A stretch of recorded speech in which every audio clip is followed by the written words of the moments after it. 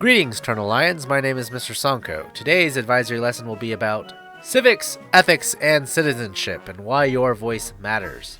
By the end of this video, you will determine what it means to be ethical, have a better understanding of what makes a good citizen, explore the purpose of voting, and not have an existential crisis about good and evil or right and wrong. Hopefully. So our first topic will be about ethics. Ethics is the standards of right and wrong that determine what people ought to do. Have you ever had a moral dilemma where you really had to think about your actions? On the one hand, you had a pretty bad, risky decision, but you gained the most. On the other hand, you have a pretty good decision where you don't gain much, but you generally do the right thing, I guess. You think about it, and you just simply can't come to a conclusion. But at the end, you eventually make a choice, and you never know if you made the right call. Whether this decision was a success or failure is all dependent on your moral compass, on your ethics. Oftentimes in life, things aren't going to be black or white, but more like shades of gray. So what the heck? How will I know what's right and what's wrong? Well, let's take a look at one of my favorite movie franchises.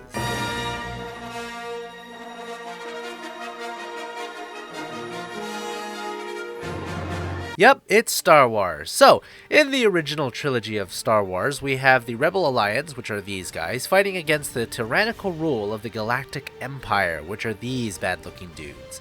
And they're doing so to bring peace and justice to the galaxy. However, if we take the perspective of the Galactic Empire, these guys are fighting the terrorist group called the Rebellion in order to maintain peace and justice in the galaxy. So depending on the perspective and whose side you're on, the Rebel Alliance or the Galactic Empire is in the right. By the way, we all know who is in the right. The Empire did nothing wrong. Anyway, generally speaking, society itself does a pretty fair job at determining what right and wrong are. Your ethics are shaped by your surroundings and what you are taught, and generally speaking, you're taught to, well, do good things?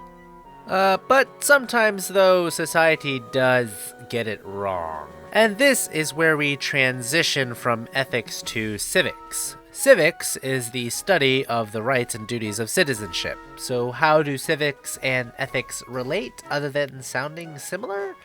Well, get ready, because we're about to get pretty patriotic. Civics is the study of rights and duties of citizenship, which means it's tied to what it means to be a citizen. Government bodies obviously want their citizens to be good, so what makes a good citizen? Does being a good citizen mean to obey the law, listen to authority, serve jury duty, helping others, voting, paying your taxes? It's possible, but it also might mean fighting against injustice, protesting, civil disobedience, standing for what you believe in, disobeying authority, rebelling. If you agree or disagree with any of these things, congratulations, you're not wrong. All of these could be good indications of being a good citizen, but it possibly could also not. Gosh darn it, Mr. Sonko, this isn't making any sense. How am I supposed to be a good citizen if there isn't a set right or wrong? Well, angry student, that's exactly the point. Take Martin Luther King Jr., for example. He disobeyed society's rules because he believed that they were unlawful, and he wanted justice. Take any of these examples to extremes or corrupt them from their original purpose, and you get things that are very questionable. While the actions of a good citizen are very dependent, the qualities of a good citizen are generally accepted as universal. They are honesty, responsibility, respectfulness, compassion, kindness, tolerance, courage, love of justice. Wait, love of justice? What does that even mean? Love of justice is your desire for things to be fair. It's wanting our laws and our government to work for the people, not against the people. And the easiest way to do that is the simple act of voting. Voting is one of the easiest ways to get your voice heard. Every one of us has the right to vote, but at the same time, it is also your right not to vote. However, do know that if you have the opportunity to vote, but you don't really have a right to complain if things don't go your way. But wait, Mr. Sonko, you may say, I'm under 18 and I can't vote, so none of this applies to me.